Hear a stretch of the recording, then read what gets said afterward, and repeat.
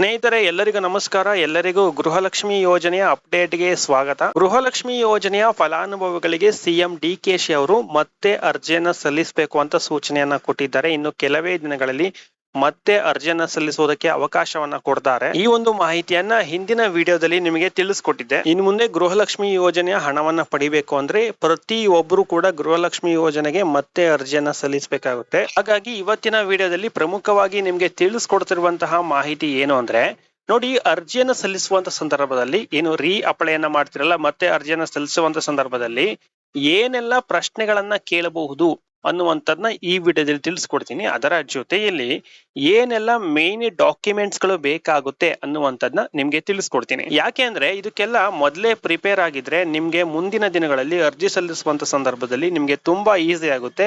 ಇಲ್ಲಾಂದ್ರೆ ಆ ಒಂದು ಸಂದರ್ಭದಲ್ಲಿ ನಿಮ್ಗೆ ತುಂಬಾ ಪ್ರಾಬ್ಲಮ್ ಆಗುತ್ತೆ. ಸ್ನೇಹಿತರೆ, ಸದ್ಯಕ್ಕೆ ಇರುವಂತಹ ಮಾಹಿತಿ ಪ್ರಕಾರ ಗೃಹಲಕ್ಷ್ಮಿ ಯೋಜನೆಯ ಒಂದು ಹೊಸ ಅಪ್ಲಿಕೇಶನ್ ಏನಿದೆ, ಒಂದು ಅರ್ಜಿ ನಮೂನೆ ಏನಿದೆ, ಈಗ ಆಲ್ರೆಡಿ ಅದನ್ನ ರೆಡಿ ಮಾಡಿ ಇಟ್ಕೊಂಡಿದ್ದಾರೆ. ಅದನ್ನ ಹಣಕಾಸು ಇಲಾಖೆಯಿಂದ ಈ ಗವರ್ನೆನ್ಸ್ ಒಂದು ಸೆಕ್ಷನ್ಗೆ ಈಗ ಆಲ್ರೆಡಿ ಕಳಿಸಿದ್ದಾರಂತೆ. ಮುಖ್ಯಮಂತ್ರಿಗಳ ಒಂದು ಅಂತಿಮ ಅನುಮೋದನೆ ಸಿಕ್ಕ ನಂತರ ಸಾರ್ವಜನಿಕರಿಗೆ ಅದನ್ನ ಬಿಡುಗಡೆ ಮಾಡುವಂತ ಸಾಧ್ಯತೆ ಇದೆ. ಈಗೆಲ್ಲಾನು ಕೂಡ ಅರ್ಜಿ ನಮೂನೆ ರೆಡಿ ಇದೆ.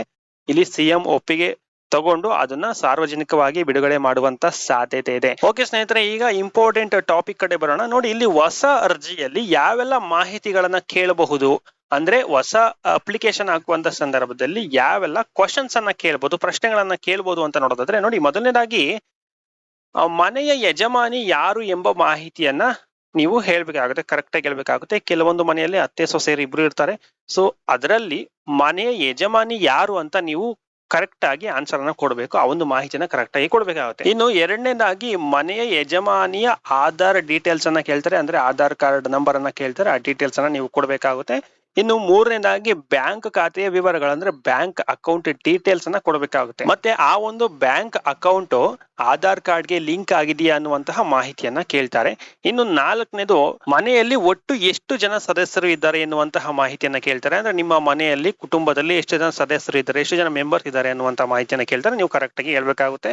ಇನ್ನು ಐದನೇದಾಗಿ, ಹಿಂದೆ ಏನಾದ್ರೂ ಗೃಹಲಕ್ಷ್ಮಿ ಯೋಜನೆಯ ಲಾಭವನ್ನ ಪಡೆದಿದ್ದೀರಾ, ಅಥವಾ ನೀವು ಒಬ್ಬರೇ ಪಡೆದಿದ್ದೀರಾ, ಅಥವಾ ಒಬ್ಬರಿಗಿಂತ ಜಾಸ್ತಿ ಜನ ಪಡೆದಿದ್ರು ಯಾರು ಪಡೆದಿದ್ದಾರೆ, ಅವರು ಈಗಲೂ ಕೂಡ ಇದ್ದಾರಾ, ಅಥವಾ ಮೃತಪಟ್ಟಿದ್ದಾರಾ, ಅಥವಾ ಬೇರೆ ಎಲ್ಲಾದ್ರೂ ಹೋಗಿದ್ದಾರಾ, ಅಥವಾ ಮದುವೆ ಆಗಿ ಹೋಗಿದ್ದಾರಾ, ಅಥವಾ ಈ ರೀತಿಯಾಗಿರುವಂತಹ ಪ್ರಶ್ನೆಯನ್ನ ಕೇಳ್ತಾರೆ. ನೀವು ಅದಕ್ಕೆ ಕರೆಕ್ಟ್ ಆಗಿ ಆನ್ಸರ್ ಅನ್ನು ಕೊಡ್ಬೇಕಾಗುತ್ತೆ.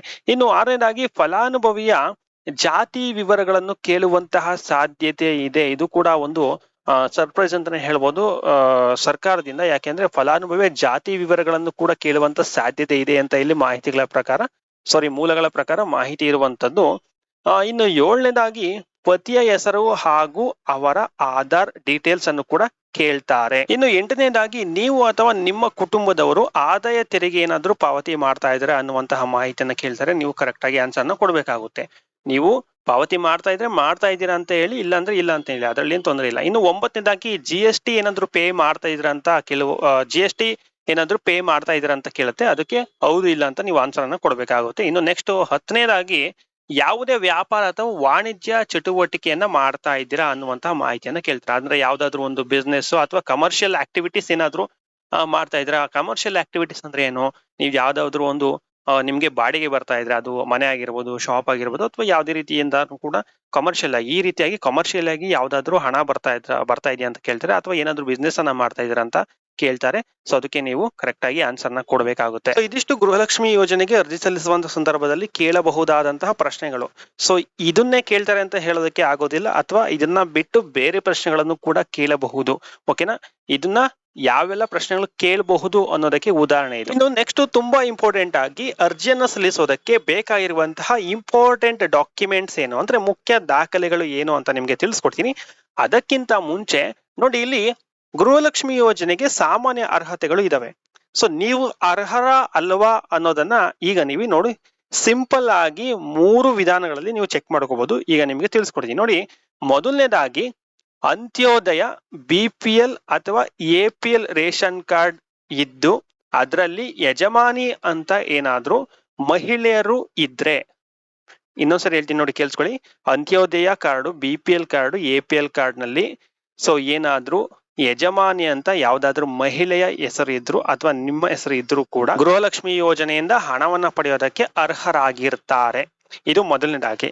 ಇನ್ನು ಎರಡನೇದಾಗಿ ನೋಡಿ, ಮನೆಯ ಯಜಮಾನಿ ಅಂದ್ರೆ ರೇಷನ್ ಕಾರ್ಡ್ ಅಲ್ಲಿ ಏನ್ ಯಜಮಾನಿ ಅಂತ ಮೆನ್ಷನ್ ಆಗಿರ್ತಾರೆ ಮತ್ತು ಅವರ ಪತಿ ಅಂದ್ರೆ ಅವರ ಗಂಡ ಇನ್ಕಮ್ ಟ್ಯಾಕ್ಸ್ ಪೇಯರ್ ಆಗಿರಬಾರ್ದು. ಅಂದ್ರೆ ಅವರು ಆದಾಯ ತೆರಿಗೆಯನ್ನ ಪಾವತಿ ಮಾಡ್ತಾ ಇರಬಾರ್ದು. ಒಂದ್ ವೇಳೆ ಮಾಡ್ತಾ ಇದ್ರೆ ಇದಕ್ಕೆ ನೀವು ಎಲಿಜಿಬಲ್ ಇರೋದಿಲ್ಲ.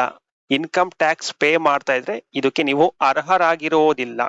ಇನ್ನು ಮೂರನೇದಾಗಿ ಯಜಮಾನಿ, ಮತ್ತೆ ಇಲ್ಲಿ ಮೂರನೇದಾಗಿ ಅರ್ಹತೆ ನೋಡೋದಾದ್ರೆ ರೇಷನ್ ಕಾರ್ಡ್ ನಲ್ಲಿರುವಂತ ಯಜಮಾನಿ ಹಾಗೂ ಅವರ ಪತಿ ಏನಾದ್ರು ಅಂದ್ರೆ ಅವರ ಗಂಡ ಏನಾದ್ರು GST ಪೇಯರ್ಸ್ ಆಗಿದ್ರೆ, ಅಂದ್ರೆ GST ಅನ್ನ ಏನಾದ್ರು ಪೇ ಮಾಡ್ತಾ ಇದ್ರೆ ಅವರು ಕೂಡ ಈ ಒಂದು ಯೋಜನೆಯಿಂದ ಅರ್ಹರಾಗಿರೋದಿಲ್ಲ. ಅವ್ರಿಗೂ ಕೂಡ ಈ ಒಂದು ಯೋಜನೆಯಿಂದ ಹಣ ಬರೋದಿಲ್ಲ.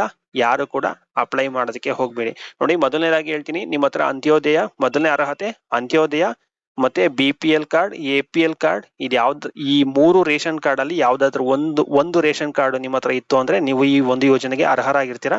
ಎರಡನೇದಾಗಿ ನೀವು GST ಅನ್ನ ಪೇ ಮಾಡಬಾರ್ದು ಮತ್ತು ಮೂರನೇದಾಗಿ ನೀವು ಇನ್ಕಮ್ ಟ್ಯಾಕ್ಸ್ ಅನ್ನ ಪೇ ಮಾಡ್ತಾ ಇರಬಾರ್ದು. ಸೊ ಈ ಮೂರು ಏನಾದ್ರೂ ಕರೆಕ್ಟ್ ಆಗಿತ್ತು ಅಂದ್ರೆ ನೀವು ಅರ್ಹರಾಗಿರ್ತೀರಾ. ನೀವು ಆರಾಮಾಗಿ ಗೃಹಲಕ್ಷ್ಮಿ ಯೋಜನೆಗೆ ಅರ್ಜಿಯನ್ನ ಸಲ್ಲಿಸಿ ಹಣವನ್ನ ಪಡೆಯಬಹುದು. ಓಕೆ, ಈಗ ನಿಮ್ಗೆ ಕ್ಲಿಯರ್ ಆಗಿ ಅರ್ಥ ಆಗಿದೆ ಅಂತ ಅನ್ಕೊಳ್ತೀನಿ. ಅರ್ಹರು ಯಾರು, ಅನರ್ಹರು ಯಾರು ಅಂತ ಇದ್ರ ಬಗ್ಗೆ ಏನಾದ್ರು ಡೌಟ್ ಇದ್ರೆ ಕಾಮೆಂಟ್ ಮಾಡಿ. ಇನ್ನು ನೆಕ್ಸ್ಟ್ ಇಂಪಾರ್ಟೆಂಟ್ ಡಾಕ್ಯುಮೆಂಟ್ಸ್ ಏನೇನು ಅನ್ನೋದನ್ನ ನೋಡ್ತಾ ಹೋಗೋಣ. ನೀವು ಇಲ್ಲಿ ಮೇನ್ ಆಗಿ 3 ಡಾಕ್ಯುಮೆಂಟ್ಸ್ ಗಳು ಬೇಕು. ಮೊದಲನೇದಾಗಿ ಯಜಮಾನಿಯ ಆಧಾರ್ ಕಾರ್ಡ್ ಬೇಕಾಗುತ್ತೆ. ಸೊ ಓಕೆನಾ, ಆಧಾರ್ ಕಾರ್ಡ್ ಕಂಪಲ್ಸರಿಯಾಗಿ ಇರಲೇಬೇಕು. ಇನ್ನು ಎರಡನೇದಾಗಿ ಆಧಾರ್ಗೆ ಲಿಂಕ್ ಆಗಿರುವಂತಹ ಬ್ಯಾಂಕ್ ಅಕೌಂಟ್ ಇರಬೇಕು. ನೋಡಿ, ಬ್ಯಾಂಕ್ ಅಕೌಂಟ್ ಇರಬೇಕು, ಅದು ನಿಮ್ಮ ಆಧಾರ್ ಕಾರ್ಡ್ಗೆ ಲಿಂಕ್ ಆಗಿರ್ಬೇಕು. ಸೊ ಇದು ಇಂಪಾರ್ಟೆಂಟ್, ತುಂಬಾ ಇಂಪಾರ್ಟೆಂಟ್, ವೆರಿ ವೆರಿ ಇಂಪಾರ್ಟೆಂಟ್. ಇನ್ನು ಮೂರನೇದಾಗಿ ಯಜಮಾನಿ ಹೆಸರಿನಲ್ಲಿರುವಂತಹ ರೇಷನ್ ಕಾರ್ಡ್ ಇರಬೇಕು. ನಿಮ್ಗೆ ಆಗ್ಲೇ ಹೇಳ್ದೆ, ರೇಷನ್ ಕಾರ್ಡ್ ಇರಬೇಕು. ಅದರಲ್ಲಿ ಮಹಿಳೆ, ನಿಮ್ಮ ಕುಟುಂಬದಲ್ಲಿರುವಂತಹ ಯಾರಾದ್ರೂ ಕೂಡ ಮಹಿಳೆ ಯಜಮಾನಿ ಅಂತ ಮೆನ್ಷನ್ ಆಗಿರ್ಬೇಕು. ಫ್ರಂಟ್ ಪೇಜ್ ಅಲ್ಲಿ ಇರುತ್ತೆ ನೋಡಿ, ನಿಮ್ಮ ರೇಷನ್ ಕಾರ್ಡಿನ ಫ್ರಂಟ್ ಪೇಜ್ ಅಲ್ಲಿ ಇರುತ್ತೆ, ಅದರಲ್ಲಿ ಯಜಮಾನಿ ಅಂತ ಇರುತ್ತೆ, ಅದು ಮಹಿಳೆ ಆಗಿರ್ಬೇಕು. ಇನ್ನೊಂದ್ಸರಿ ಹೇಳ್ತೀನಿ, 3 ಡಾಕ್ಯುಮೆಂಟ್ಗಳು ಬೇಕು. ಮೊದಲನೇದಾಗಿ ಯಜಮಾನಿಯ ಆಧಾರ್ ಕಾರ್ಡ್ ಬೇಕು. ಎರಡನೇದಾಗಿ ಆಧಾರ್ಗೆ ಲಿಂಕ್ ಆಗಿರುವಂತಹ ಪಾಸ್ಬುಕ್ ಇರಬೇಕು, ಅಂದ್ರೆ ಬ್ಯಾಂಕ್ ಅಕೌಂಟ್ ಇರಬೇಕು. ಇನ್ನು ಮೂರನೇದಾಗಿ ಯಜಮಾನಿ ಹೆಸರಿನಲ್ಲಿರುವಂತಹ ರೇಷನ್ ಕಾರ್ಡು ಮನೆಯ ಯಜಮಾನಿ ಹೆಸರಲ್ಲಿ ಇರಬೇಕು, ಮಹಿಳೆಯರ ಹೆಸರಲ್ಲಿ ಇರಬೇಕು.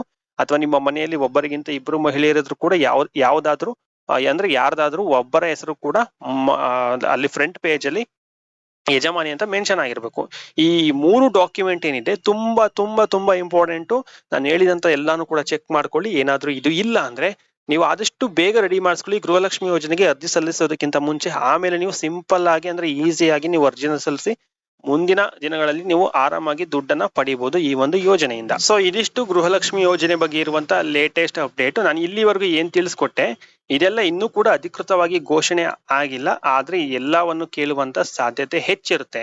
ನೋಡಿ, ಹೇಗೆಂದ್ರೆ ಈ ಮಳೆ ಬರೋಕೆ ಮುಂಚೆನೆ ಯಾವಾಗ ಮಳೆ ಬರುತ್ತೆ, ಎಷ್ಟೊತ್ತಿಗೆ ಮಳೆ ಬರುತ್ತೆ, ಎಲ್ಲೆಲ್ಲಿ ಮಳೆ ಬರುತ್ತೆ ಅಂತ ಒಂದು ರಿಪೋರ್ಟ್ ಅನ್ನ ರೆಡಿ ಮಾಡ್ತಾರೆ. ಅದೇ ರೀತಿಯಾಗಿ ಇದು ಕೂಡ ಇನ್ನೂ ಅಧಿಕೃತವಾಗಿ ಸರ್ಕಾರದಿಂದ ಆದೇಶ ಆಗಿಲ್ಲ. ಯಾವೆಲ್ಲ ದಾಖಲೆಗಳು ಬೇಕು ಮತ್ತೆ ಏನೆಲ್ಲ ಪ್ರಶ್ನೆಗಳನ್ನ ಕೇಳ್ತಾರೆ ಇದು ಅಧಿಕೃತವಾಗಿ ಘೋಷಣೆ ಆಗಿಲ್ಲ. ಆದ್ರೆ ನಾವು ಇದನ್ನ ಕೇಳಬಹುದು ಅಂತ ನಿಮ್ಗೆ ಮುಂಚಿತವಾಗಿ ಮಾಹಿತಿನ ತಿಳಿಸ್ಕೊಡ್ತೀನಿ. ಯಾಕೆ ಅಂದ್ರೆ ಇದು ಮುಂದೆ ನಿಮ್ಗೆ ಯೂಸ್ ಆಗುತ್ತೆ, ತುಂಬಾ ಹೆಲ್ಪ್ ಆಗುತ್ತೆ. ಸೊ ಹಾಗಾಗಿ ಈ ಒಂದು ಇನ್ಫಾರ್ಮೇಶನ್ ನಿಮ್ಗೆ ತಿಳಿಸ್ಕೊಟ್ಟಿದೆ. ಅಧಿಕೃತವಾಗಿ ಏನಾದ್ರು ಆದೇಶ ಬಂದ್ರೆ ಖಂಡಿತವಾಗ್ಲೂ ನಾನು ನಿಮ್ಗೆ ವಿತ್ ಪ್ರೂಫ್ ಸಮೇತ ನಿಮ್ಗೆ ತಿಳಿಸ್ಕೊಡ್ತೀನಿ. ಮತ್ತೆ ಇನ್ನೊಂದು ಇಂಪಾರ್ಟೆಂಟ್ ವಿಷಯ ಏನಂದ್ರೆ, ಈಗ ಗೃಹಲಕ್ಷ್ಮಿ ಯೋಜನೆಗೆ ಮತ್ತೆ ಅರ್ಜಿಯನ್ನು ಸಲ್ಲಿಸೋದಕ್ಕೆ ಸರ್ಕಾರ ಹೇಳಿದೆ. ಓಕೆನಾ, ಸರ್ಕಾರ ಹೇಳಿದೆ. ಅದರ ಜೊತೆಯಲ್ಲಿ ಗೃಹ ಜ್ಯೋತಿ ಯೋಜನೆಗೂ ಕೂಡ ಅರ್ಜಿಯನ್ನು ಸಲ್ಲಿಸೋದಕ್ಕೆ ಹೇಳಿದೆ. ಇದರಲ್ಲಿ ಕೆಲವರು ಏಜೆಂಟ್ಗಳು ಉಟ್ಕೊಂತಾರೆ, ನಾನು ಸರಿ ಮಾಡ್ಕೊಡ್ತೀನಿ, ನಿಮ್ಮ ಗೃಹಲಕ್ಷ್ಮಿ ಯೋಜನೆಯ ಹಣ ಬರೋ ರೀತಿ ಮಾಡ್ಕೊಡ್ತೀನಿ, ಗೃಹ ಜ್ಯೋತಿಗೆ ಏನು ತೊಂದರೆ ಆಗದೆ ಇರೋ ರೀತಿ ಮಾಡ್ಕೊಡ್ತೀನಿ ಅಂತ ಹೇಳ್ತಾರೆ. ಸೊ ಅಂತವ್ರನ್ನ ನಂಬೋದಕ್ಕೆ ಹೋಗ್ಬೇಡಿ, ಯಾವುದೇ ಏಜೆಂಟ್ ಗಳನ್ನ ನಂಬೋದಕ್ಕೆ ಹೋಗ್ಬೇಡಿ. ಅವ್ರು ದುಡ್ಡು ಮಾಡ್ಕೊಂತಾರೆ, ನಿಮ್ಗೆ ಏನು ಕೂಡ ಮಾಡ್ಕೊಡೋದಿಲ್ಲ. ಅಧಿಕೃತ ಆದೇಶ ಬರೋವರೆಗೂ ವೆಯ್ಟ್ ಮಾಡಿ. ಖಂಡಿತವಾಗ್ಲೂ ಅಧಿಕೃತ ಆದೇಶ ಬಂದ್ರೆ ನಾನು ನಿಮ್ಗೆ ಖಂಡಿತವಾಗ್ಲೂ ವಿತ್ ಪ್ರೂಫ್ ಸಮೇತ ನಿಮ್ಗೆ ತಿಳಿಸ್ಕೊಡ್ತೀನಿ.